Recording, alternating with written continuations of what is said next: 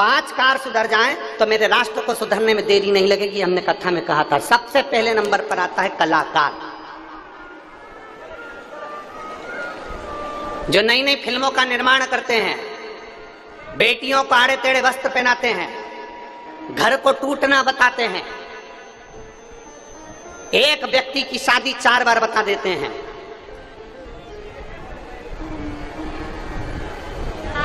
हमारे सनातन धर्म की बेटियों को दूसरे धर्म के बेटों से विवाह करना बता देते हैं।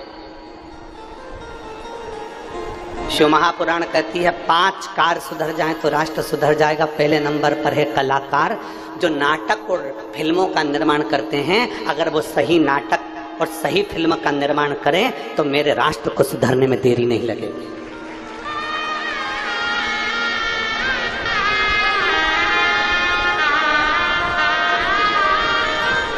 दूसरे धर्म की बेटी, हमारे सनातन धर्म की बेटियों को दूसरे धर्म में विवाह करता बता देते, स्नेह करता दिखा देते, प्रेम करता दिखा देते। कभी सनातन धर्म छोड़कर दूसरे धर्म की बेटी को भी तो दिखाओ कि हमारे धर्म के बेटे से विवाह करे। कभी वो भी तो सिद्ध करो। 5 कार सुधरना जरूरी है, मेरा राष्ट्र सुधर जाएगा। पहले नंबर पर है कलाकार, दूसरे नंबर पर है नीतिकार। राष्ट्र के राजनेता जितनी बात करते हैं उतनी बात पर अमल रहें तो राजनेता सुधर जाएं तो राष्ट्र को सुधरने में देरी नहीं लगेगी। पहले नंबर पर है कलाकार, दूसरे नंबर पर है, जम के बोलो जरा, नीतिकार, तीसरे नंबर पर है पत्रकार। राष्ट्र के जितने पत्रकार अपनी कलम से सत्यता को लिखना चालू कर दे तो मेरा शंकर तो सत्यम शिवम और सुंदरम है। अपनी कलम का सदुपयोग करे, जैसे परतवाड़ा के पत्रकारों ने अपनी कलम का सदुपयोग करा, जैसे परतवाड़ा के इन पत्रकारों ने अपनी कलम का सदुपयोग करा और इस शिव महापुराण की कथा के एक एक शब्द को पत्रकारों ने जनमानस तक भेजा। ये पत्रकार कहते हैं। परतवाड़ा के एक एक पत्रकार ने, चाहे वो कोई नाश्ता करा रहा है उसका वर्णन किया अपनी अखबारों में, अपनी न्यूज में, अपनी सोशल मीडिया में।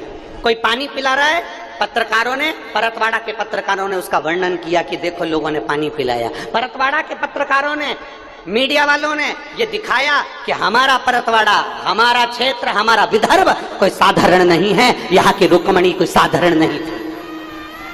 यहाँ परतवाड़ा के लोगों ने पलक पावड़े बिछा कर दिखा दिया कि हमारा परतवाड़ा किसी से कम नहीं। एक छोटी सी तहसील है, छोटी सी जगह है, छोटा सा खेड़ा है, और उसमें दिखाया।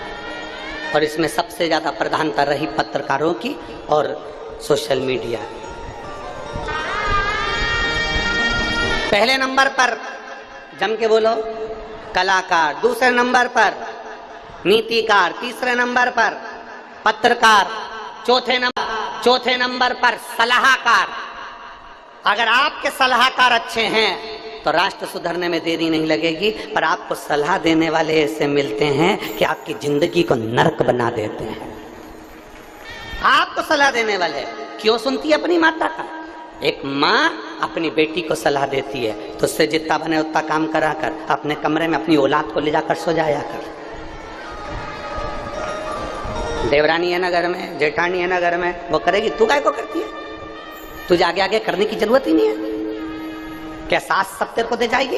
एक माँ अपनी बेटी को सलाह दे रही है। माँ को बेटी को सलाह देना चाहिए, बेटा अगर ये शरीर पलंग पर पड़ा रहा, एक मशीन अगर पड़ी रहती है तो वो जाम हो जाती है, एक अलमारी पड़ी रहती है तो वो जाम हो जाती है, एक खेत में काम करने वाला एक औजार पड़ा रहता है तो वो खराब हो जाता है। तो ये शरीर अगर टीवी के सामने केवल पड़ा रहेगा, पलंग पर पड़ा रहेगा तो ये शरीर भी खराब हो जाएगा। ये घुटने, ये नेत्र, ये जिह्वा, ये कान, ये सब बेकार हो जाएंगे। इसलिए बेटा काम करो, घर में हो ना जितनी देर उतनी देर कार्य करा करो। सलाह देने वाले अच्छी सलाह दें।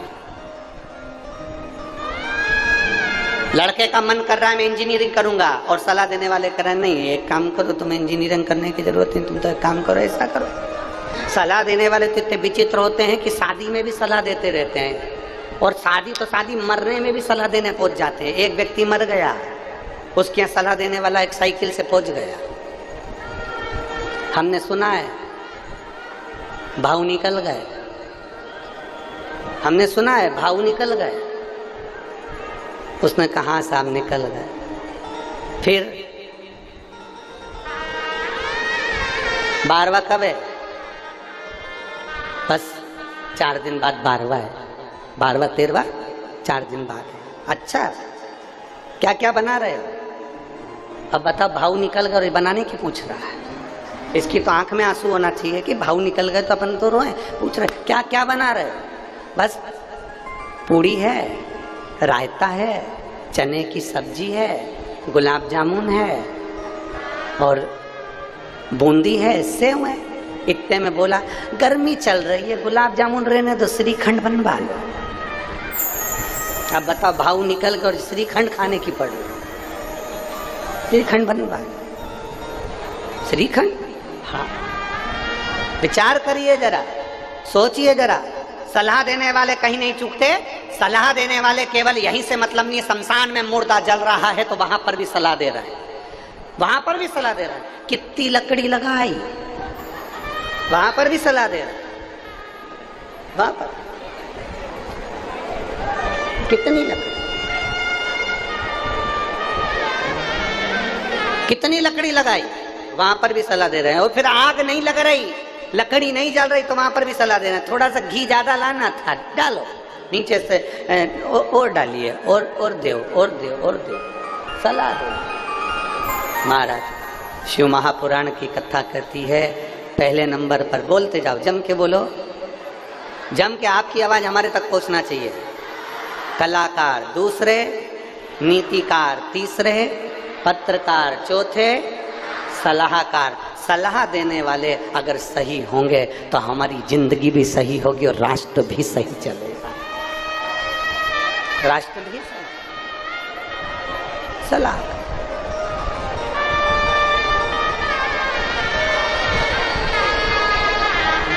और शंभो शरणे पड़ी मांगो घड़ी रे दुख कार दया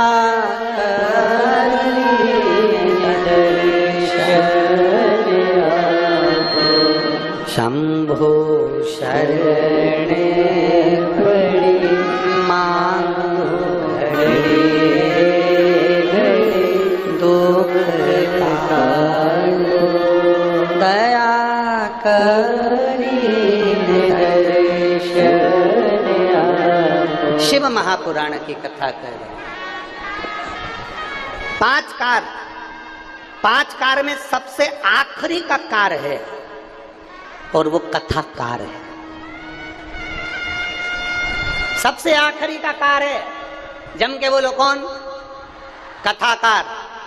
आज के जमाने के जितने कथाकार हैं, जितने ज्ञान देने वाले हैं, उनसे निवेदन केवल इतना है कि आज के जमाने के कथाकार जितना बोलते हैं उतना अपने पर भी अमल करें तो मेरे राष्ट्र को सुधरने में देरी नहीं लगेगी।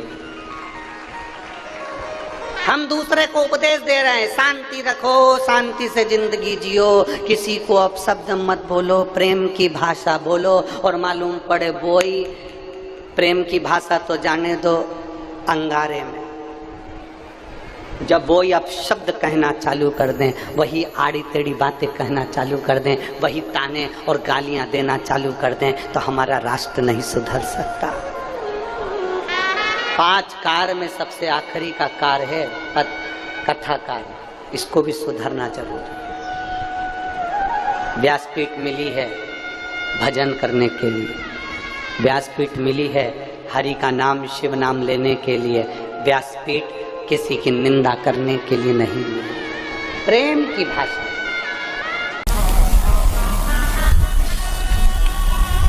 कहीं कहीं हमारे बीच में हमारी आसक्ति, हमारा काम, हमारी अहंकार, हमारा लोभ, हमारी तृष्णा, हमारी वासना, हमारा झूठ, हमारा प्रपंच, हमारा छल, हमारा कपट हमारे सामने आ जाता है तो हम भगवान की भक्ति की ओर बढ़ ही नहीं पाते। हम प्रयास करने के बाद भी परमात्मा की ओर जा ही नहीं पाते।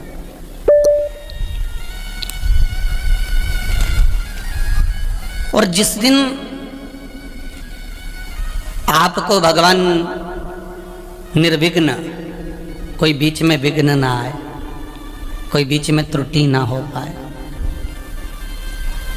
जिस दिन आपको मेरा भोलेनाथ निर्विघ्न, कोई बीच में विघ्न ना आए, कोई तकलीफ ना आए, घर में कोई कष्ट ना आए, और आप निर्विघ्न जिस दिन बाबा देव अधिदेव महादेव की कथा में पहुंच जाओ, उस दिन समझ लेना कि शंकर ने आपको याद किया था, इसलिए आप पहुंच गए शिव की कथा में से बचा हुआ, शिव मंदिर से लाया हुआ कुंदकेश्वर महादेव के नाम का जल पीपल के वृक्ष के नीचे चढ़ा देने पर किसी भी ग्रह, चाहे शनि बेकार चल रहा हो, चाहे राहु बेकार चल रहा हो, चाहे केतु बेकार चल रहा हो, चाहे बुध हो, चाहे बृहस्पति हो, कोई भी ग्रह, नवग्रह में से कोई भी ग्रह अगर आपका बेकार चल रहा है, आपने शिव मंदिर में गए, शंकर जी पे चढ़ा हुआ, शंकर जी पे जल समर्पित करा, उसी कलश में थोड़ा सा जल बचा लीजिए और वो जल लाकर अगर आपने पीपल के दे दिया है कुंदकेश्वर महादेव के नाम से, ग्रह अपने आप अनुकूल होने लगे। ये दो जगह पर काम करता है, ध्यान दीजिएगा जरा। कुंदकेश्वर का नाम दो जगह काम करता है, औषधि के लिए, एक क्रोध के लिए।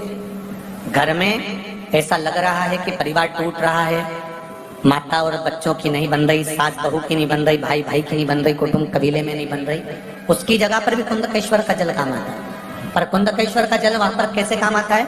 पीपल के पत्ते को, जो वृक्ष से झड़ा हुआ हो, उस पीपल के पत्ते को पीपल के ही वृक्ष के नीचे रखकर कुंदकेश्वर महादेव के नाम से पीपल के पत्ते की जो नोक होती है, पीपल के पत्ते का जो अग्रभाग होता है, आगे का जो नोक होता है, उसको पीपल की वृक्ष की ओर होना चाहिए, डंडी का मुख तुम्हारी ओर होना चाहिए, पीपल के पत्ते के। और कुंदकेश्वर महादेव के नाम से भगवान शंकर को जब हम समर्पित करते हैं, घर का नाम और गोत्र का स्मरण कर कर, तो उस परिवार में फिर विवाद समाप्त हो जाता है, आपस में प्रेम बढ़ना प्रारंभ हो जाता है। ये कुंदकेश्वर महादेव का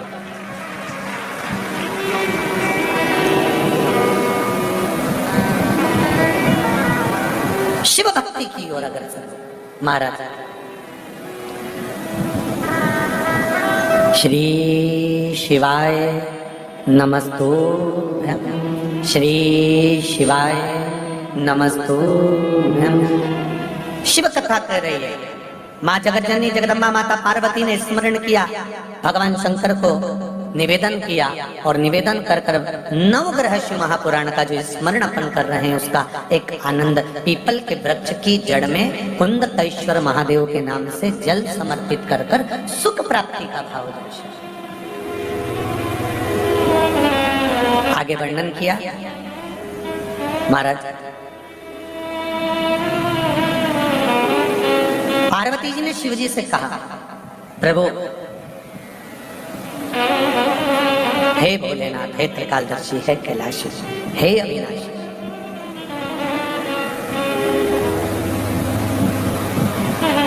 आज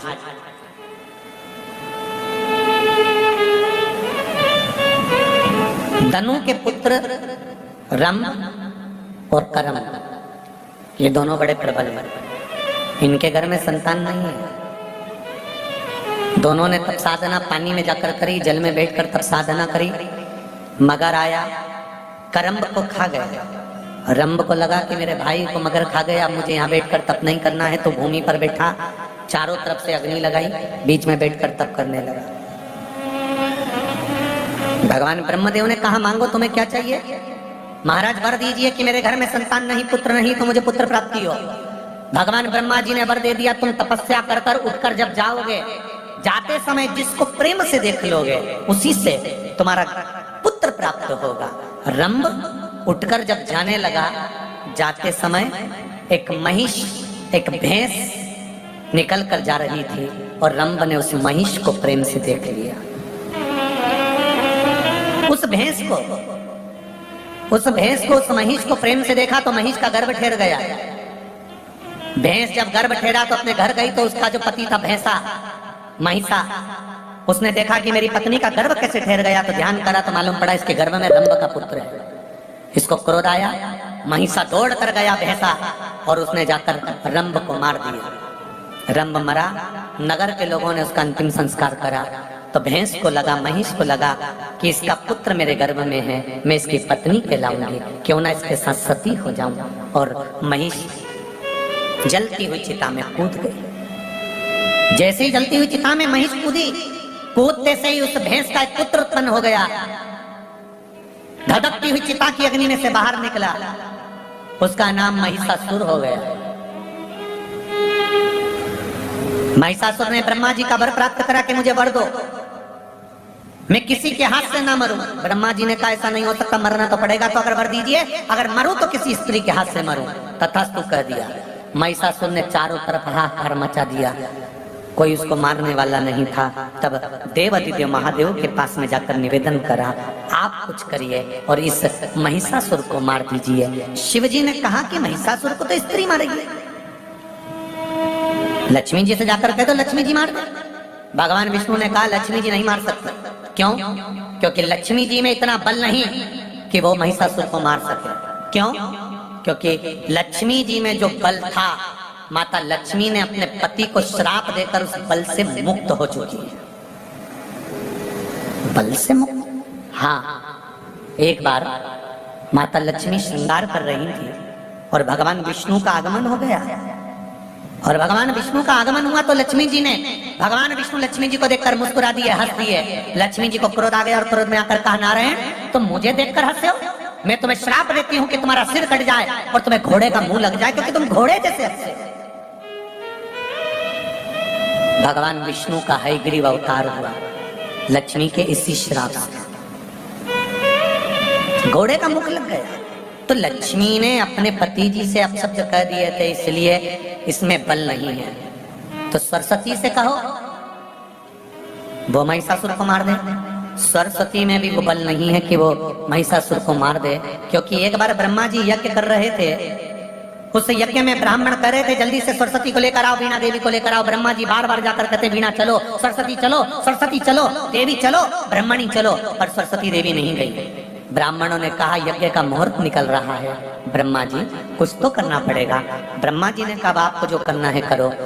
तभी ब्राह्मणों ने गाय को खड़ा करा, गौ माता को खड़ा कर कर ब्राह्मण वेद की ध्वनि करने लगे। ब्राह्मण जब वेद की ध्वनि करने लगे, गाय